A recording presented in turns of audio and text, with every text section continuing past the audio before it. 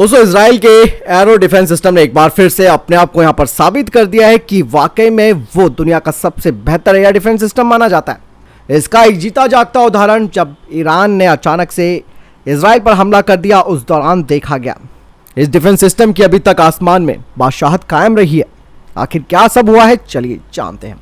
आपको बता दें कि अचानक से ईरान ने इसराइल पर हमला कर दिया और जगह जगह इसराइल में सायरन बजने लग गए और ईरान ने सोच समझकर ये अटैक कर दिए थे।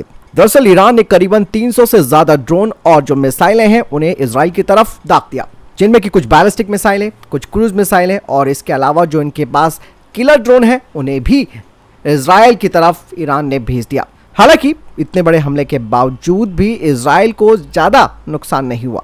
दरअसल यहाँ पर इसराइल का जो एयर डिफेंस सिस्टम है उसने अधिकांश ईरान की मिसाइलों और ड्रोन को खत्म कर दिया, जिसके लिए इसराइल ने अपने एरो एरियल डिफेंस सिस्टम का इस्तेमाल किया।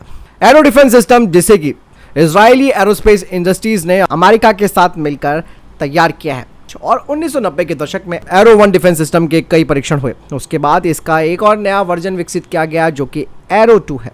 इजरायली आयरन डोम, डेविड स्लिंग और एरो डिफेंस सिस्टम ये सब मिलकर एक मल्टी लेयर डिफेंस सिस्टम तैयार करते हैं। अक्सर हम सब तो आयरन डोम के नाम से वाकिफ हैं, जिसने अभी तक कई हजार रॉकेटों को मार गिराया है।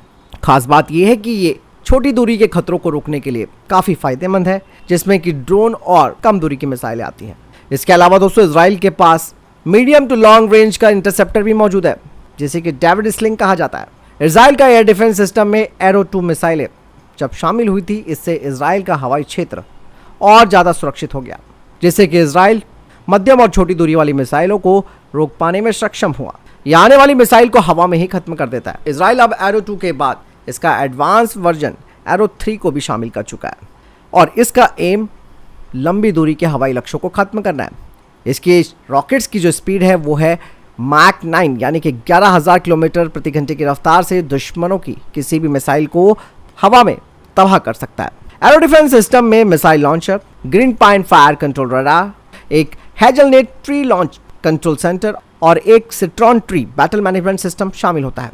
इसराइल के इस ग्रीन पाइन रडार की अगर दूरी की बात की जाए तो ये 2400 किलोमीटर तक की दूरी के लक्ष्यों को स्कैन कर सकता है और एक साथ करीबन 14 हमलों को रोक सकता है। रडार 100 किलोमीटर की ऊंचाई पर अपने टारगेट्स को भी निशाना साध सकता है। ये जो रडार है इसराइल का, वो इसराइल की तरफ आने वाले किसी भी खतरे पर बारीकी से नजर रखता है और उसके बाद ये अपना काम शुरू करता है और फटाक से अपने टारगेट का पता लगाता है, जिसमें कि वो उसका रास्ता यानी कि किस रास्ते से आ रही है, उसकी स्पीड क्या है, रियल टाइम जानकारी क्या है इसकी, वो सारी चीज़ें वो कंट्रोल सेंटर में भेज देता है। इसके बाद दुश्मनों की अगर मिसाइलें उनके शहर या फिर सैन्य प्रतिष्ठानों की तरफ आगे आ रही हैं तो फिर इसके सिस्टम्स हमला शुरू कर देते हैं। इसकी एक खास बात यह है कि अगर किसी वजह से एक टारगेट पर यह हमला करने में फेल होती है तो ये दुश्मन के हथियार के 40 मीटर के आसपास विस्फोट कर देती है, यानी कि उस मिसाइल की ताकत को और कमजोर कर देती है। इसराइल का जो एरो 3 है, जैसे कि मैंने बताया कि वो लंबी दूरी के खतरों को रोकने के लिए उसने तैयार किया है। ये सबसे नया एयर डिफेंस सिस्टम है इसराइल का। इसका इस्तेमाल इसराइल ने यमन में लाल सागर के ऊपर हूतियों के द्वारा जो बैलिस्टिक मिसाइलें लॉन्च की गई थी उनको इसने खत्म किया था। तो इसराइल दोस्तों दुनिया में अपनी तकनीक के लिए जाना जाता है। उसको मालूम है कि वो चारों तरफ से दुश्मनों से घिरा हुआ देश है और वो अकेला ही अपने दुश्मनों पर भारी है। इसलिए दोस्तों भारत ने इसराइल के साथ अपने संबंधों को मजबूत किया है। यही वजह है कि दोनों देश भारत में मिलकर कई हथियार तैयार कर रहे हैं, क्योंकि इसराइल अच्छी तरीके से जानता है कि भारत के भी दुश्मन कम नहीं है। ऐसे में इसराइल का साथ भारत के पास निश्चित तौर पर एक बड़ा गेम चेंजिंग सिनेरियो होगा आने वाले समय में।